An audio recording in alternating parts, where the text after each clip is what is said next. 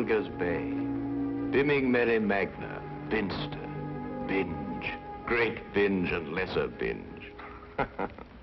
Amazing. What's amazing? The names of our English villages, Watson. What foreigner reading these could ever think of us as stiff and sober-minded people? Bippery Cross, Birrer Crags, Bird Cherry Brook and Birding Piece Place, Burlston Junction. When do we go? Go where? To Burlston Manor, Burlston, Sussex. Whatever led you to believe that I'm interested in Sussex, Burlston, or Burlston Manor? No doubt you saw the account of the rather gruesome murder of Squire John Douglas. Quite so. The case has interesting features. But at the moment, I'm more interested in the fly fishing possibilities in the neighborhood of Burlston. Ah, that would be the Arun. Runs within 2 or 3 miles of the manor house. Hmm? What manor house? Burlston, the home of the late Squire Douglas. Oh, yes, I remember. I believe he was quite a fisherman. The moat is 40 feet wide. 40 feet wide? Well. Good Lord. He could probably fish from his bedroom window. And when the drawbridge is raised, the place becomes an island. 4 hours after the bridge is raised, the body of Squire Douglas is found in his study with half his head blown off. That should appeal to you. Fishing seems a safe business by comparison. Do you row a boat? A boat? For fly fishing? Have you ever fished before? Does this look like the equipment of an amateur? Odd word. Which? Equipment. All the fishermen I've ever known talk about their tackle. What do you deduce from that, Holmes? Obvious. Your fishing friends either lack experience or vocabulary. We deep-sea fishermen are in the equipment class. None of your nasty little bundles. Yes, that gaff is far more suitable for a shark than a trout. Do you really think so? No good for trout? Well, it depends what trout you're after. Oh, yes. Well, we must carry a tape measure.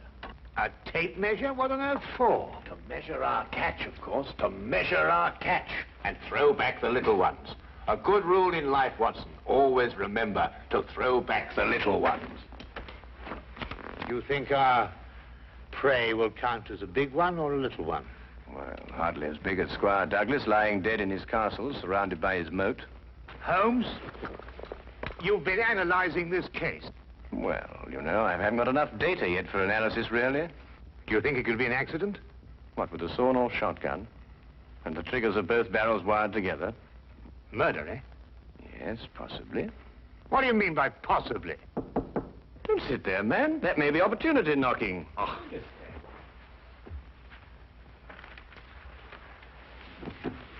Come in.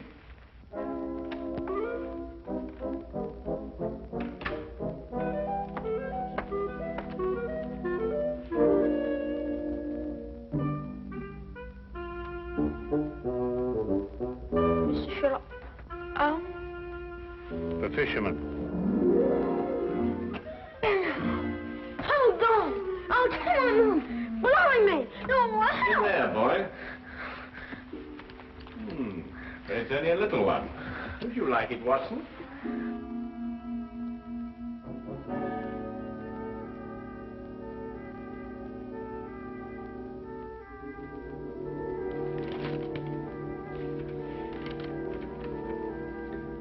Would appreciate your view. Intriguing affair, Burlstone Manor. Signed, Inspector McLeod. Ha! Please, English, for I'm utterly baffled. Help. Yeah, where is it? Where's what? Well, the tape measure, of course. Where is that tape measure? Holding the fiddle case together, sir. Fiddle? Violin case, boy. Oh, tell me, Watson, how are we off for trains? Trains? Ah, yes. Now, let me see. Burlston. Yes, now, that would be the West Sussex Littlehampton Bognor line. Now, there's a 10:15. Now, that doesn't stop. Of course, it's a 12:3. That will get us in at 4:2 or 4:7. I say, I'd forgotten, actually. You say you can't remember whether it's 42 or 47. Come, Watson, you're slipping. Blimey. Does it keep all the trying times in his head? Where else, of course? We are a nation of railway pioneers, my boy. Like a great many Englishmen before him, Dr. Watson restricts his reading to the Bible, the Times, and Bradshaw's Railway Guide to the British Isles. Here, boy. Man of the March Hares, that's what you two are.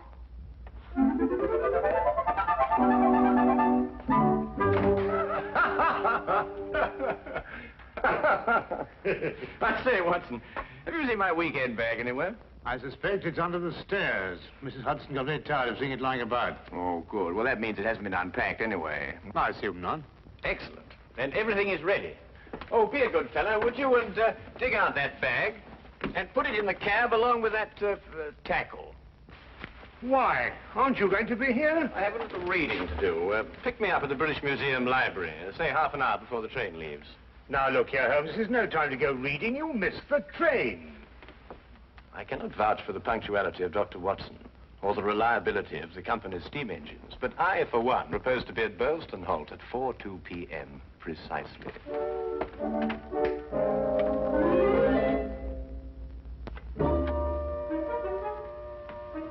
Or is it 4:07?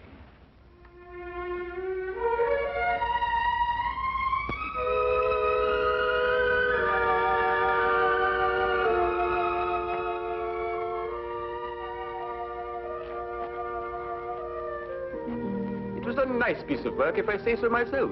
The entire story hung on a spider's thread. A spider's thread? Exactly. Huh. Yeah, it sounds interesting, Inspector. Now, perhaps you'll start at the beginning. Simply stated, the castle, as you'll see, has a moat. And when it's up, as it was at the time of the murder, it's a sealed fortress. Who was in the castle at the time of the crime? The murdered man's wife, Mrs. Douglas, and a foreign friend, John Morell. Just those two? And the servants, but we've been able to rule them out completely. And from your description of the house, it would have to be one of them. Either Mrs. Douglas, or this friend of hers, Morell, or both of them.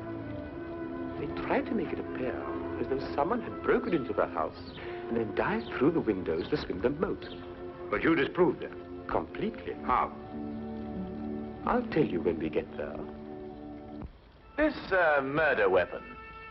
A sawn-off shotgun, I believe. An odd weapon, that.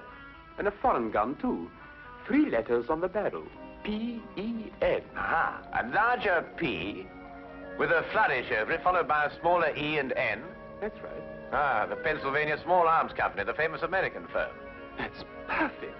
That's all I need. You mean you need additional evidence? Well, Mr. Holmes, every little helps, you know. Then your case against Morell is not complete. It's complete as far as... How did you know Morell is the murderer? How did you know?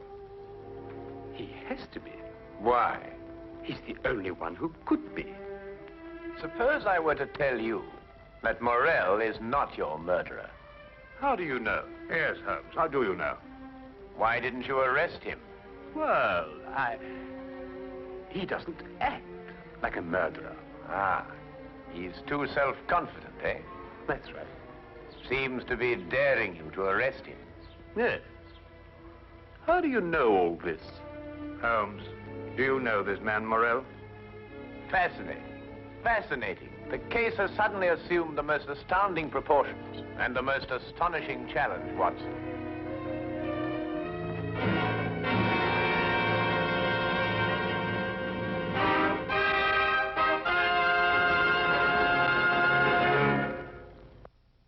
Specimen of the period. Yes, it is lovely, isn't it? What did you mean, Mr. Holmes? Nothing. I just think it's a lovely building. No, I mean when you said that Morell didn't murder Mr. Douglas. Oh, that. Yes, what did you mean? How do you know he didn't do it? Well, if he didn't do it, she did. You're jumping again, McLeod. You're jumping. But it has to be one or the other. Does it really? What's he talking about? Well, don't you know? No, I don't know. If 2 people are in a sealed house with a murdered man, one of them has to be a murderer. That's common sense. Ah, but is it logical? What do you mean? Is it logical? I don't know, but Holmes says that all the time. I was hoping you might be able to tell me.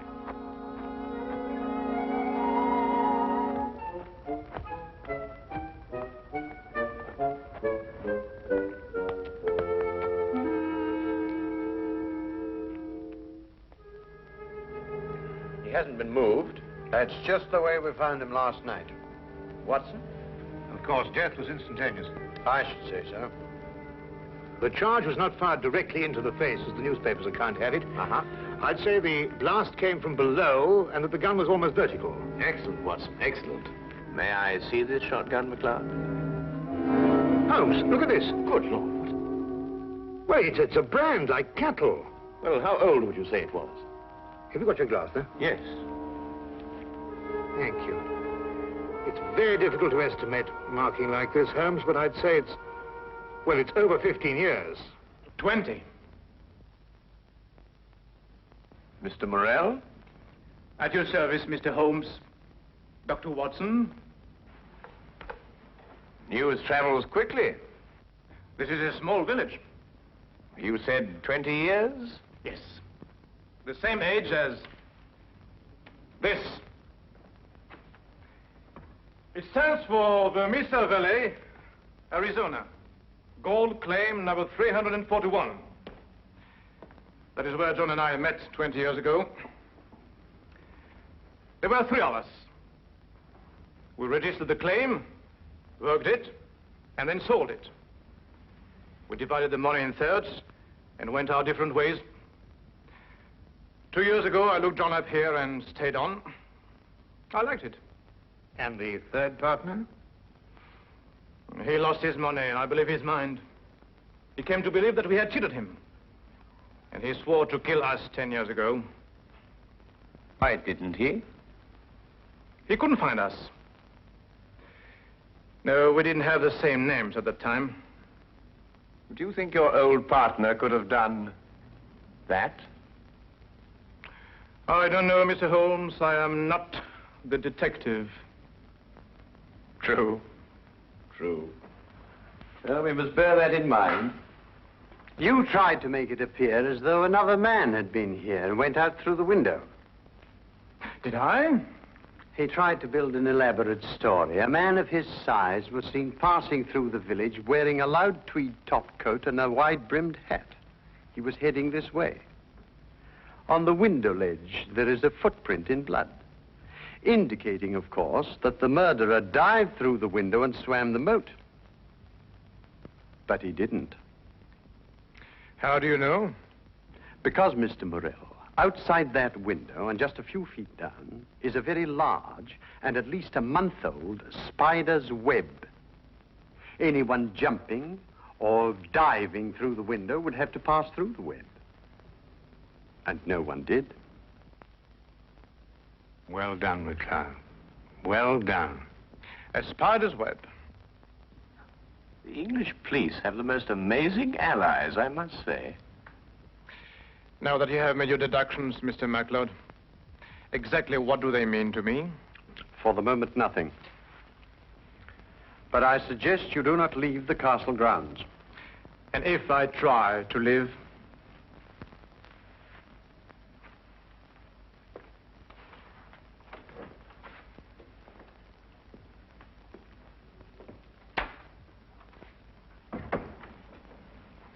Well done, McLeod. You certainly got your man. But I'm not rushing in to make any arrest. I'm going to make sure the case is iron cast. Oh, very wise. And what's the motive? Revenge for the Vermis Valley affair? I've got to go a bit careful there, Doctor. If you ask me, it's a case of, cherchez la woman. Oh, what's he? Oh, Mrs. Douglas? Well, you know how these things are, Doctor, between us, men of the world. We know how a situation like this can... Oh, of course. Of course. Of course. Of course. Delicate situation, then. Delicate. Yes, delicate. Might almost be called the case of the other man.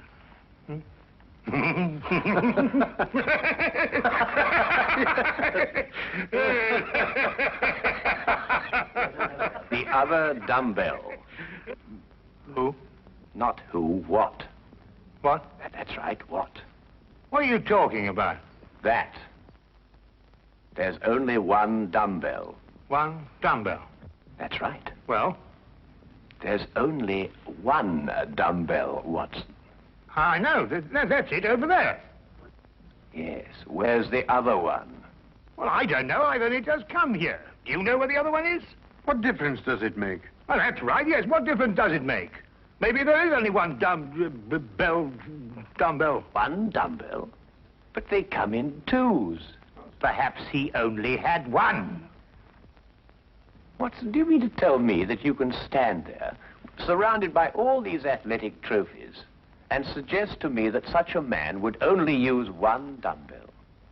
Well, what difference does it make? Yes, what difference does it make? Huh. Well, if you two are convinced that you can solve the case with the aid of a convenient spider, I'm going fishing. You're what? Oh, he's going fishing.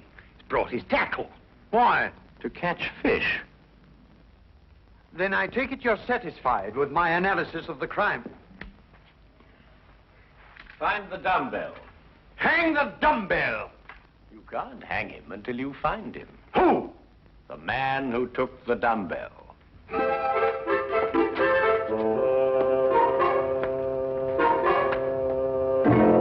Gone too far now, Holmes. I think you've made him very angry. Then he should fish. It soothes the nerves. Are you really going to fish? I am. Where? Out of that window. It looks very comfortable. Well, what do you expect to catch? A herring. A red herring. May I have the tape measure, Watson? To measure a red herring? To measure the big red herrings. The little ones I plan to throw back. Holmes, you're up to something. I am. What? Would you like to help? Of course. Well, look. Take the good inspector down to the local pub and keep him there for at least an hour. While you fish for red herring? At the moment, I'm fishing for bait. I don't know what you're talking about, but I'll do it. Good. Remember, 1 hour. I may enjoy myself in the local and stay too.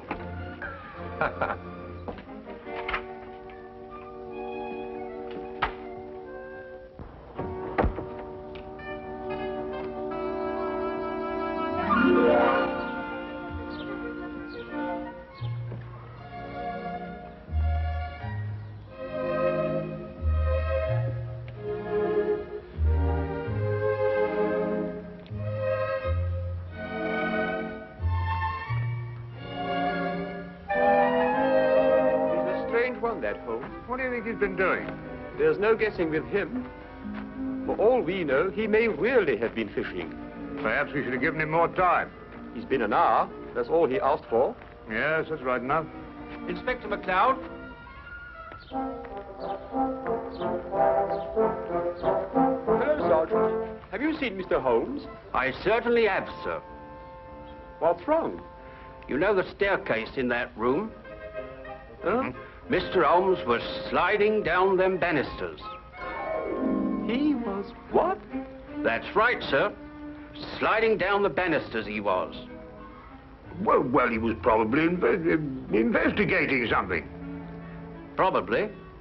Well, let's ask him. There must be some reason behind it. Good afternoon, gentlemen.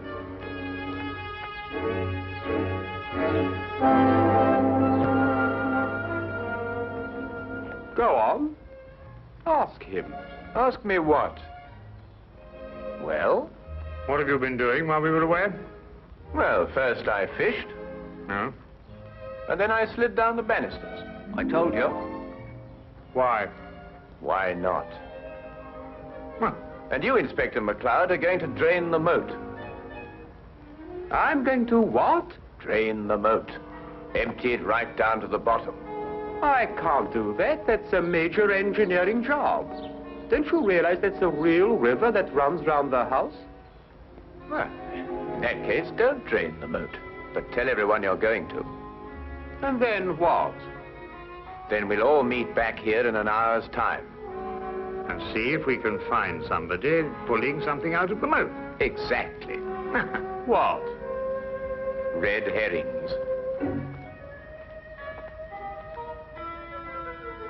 As mad as a March hare. How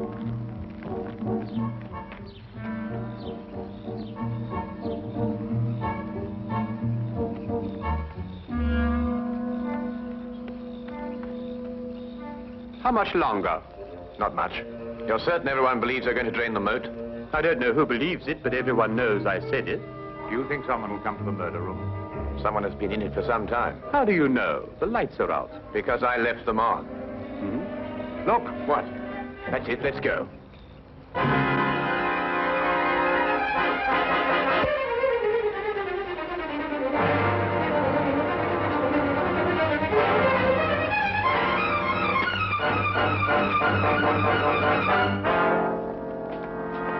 Oh, excuse me. What are you using for bait?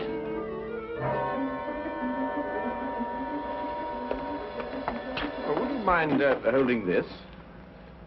Thank you. What clothes did you say the stranger was wearing, McLeod? A loud tweed topcoat and a wide-brimmed hat. Like these?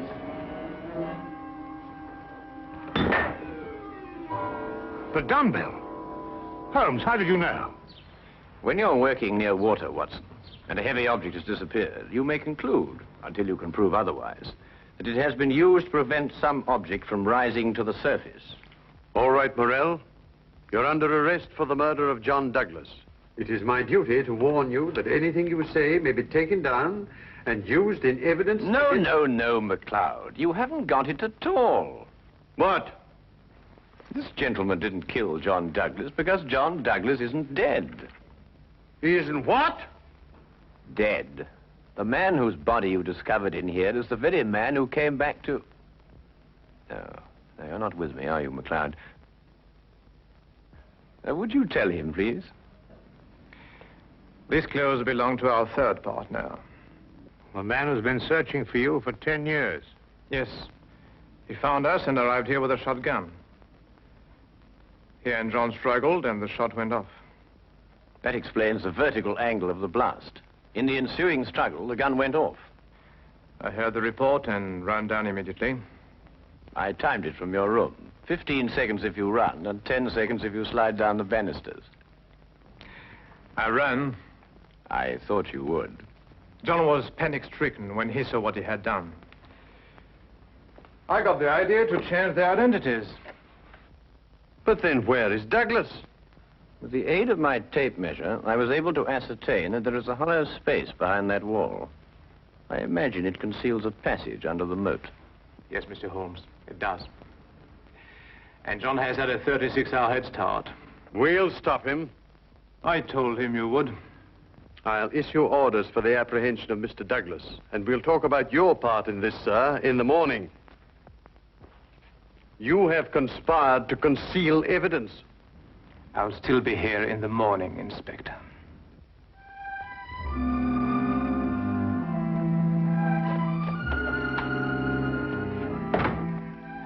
A very brilliant piece of deductions, Mr. Holmes. An excellent application of applied psychology. I haven't been tricked many times in my life. You must remember that the next time you become involved with murder. And you can now continue your fishing in a more normal manner. Fishing? No, I don't care for it, really. Unless it's deep sea, of course. Yes. But in the absence of an ocean in the immediate vicinity, I think we'd better start back to Baker Street immediately. Well, now, there's a 9:13 or a 10:23. The 10:23 will hold us up at Tunbridge quite a while, but it waits to connect. Thank you, Mr. Holmes. Not at all.